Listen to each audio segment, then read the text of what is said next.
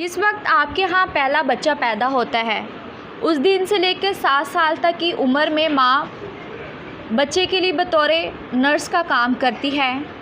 इस उम्र में बच्चे को लवेबल और नॉन लवेबल रवैये का पता होता है। जो भी बच्चे से इस उम्र में प्यार करेगा बच्चा उसी के पास जाएगा। मछली का बच्चा 2 घंटे में स्विम करना शुरू कर देता है जैसे माँ या बाप करते हैं।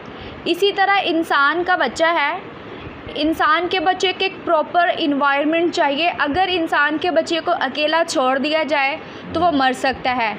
इसलिए माँ बच्चे के लिए बतौर नर्स का काम करती है, बच्चे के साथ साथ रहती है, बच्चे को लवेबल माहौल क्रिएट दिया जाता है, बच्चे का बहुत सारा ख्याल रखा जाता है।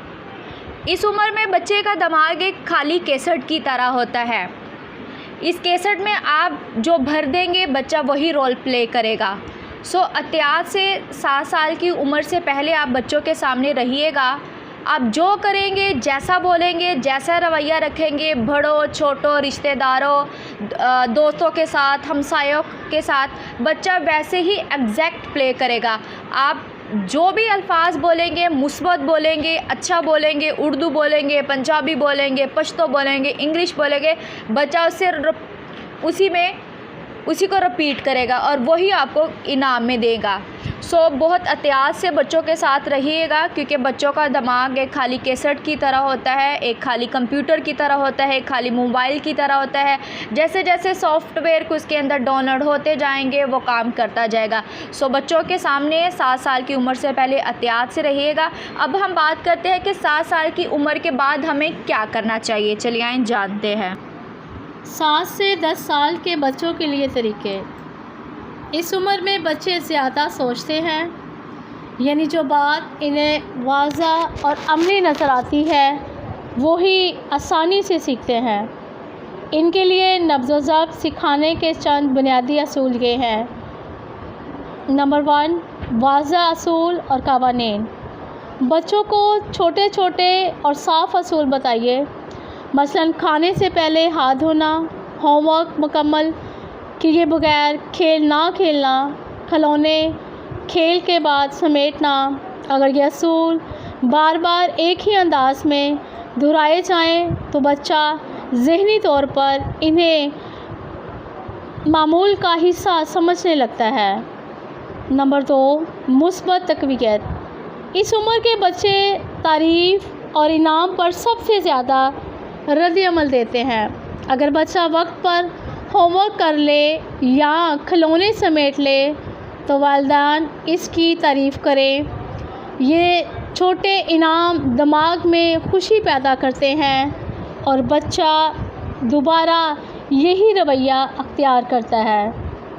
नंबर 3, कुदरती नताइज का सामना। अगर बच्चा अपना बैग वक्त पर तैयार ना करे तो अगले दिन स्कूल में परेशानी उठाएगा। ये कुदरती नतीजा है जो इसे ज़िम्मेदारी सिखाता है। वालिदैन को चाहिए कि हर गलती पर सख्त सज़ा देने के बजाय बच्चे को इसके अमल के कुदरती नतीजे का तजर्बा करने दें। Point 4, role modelling.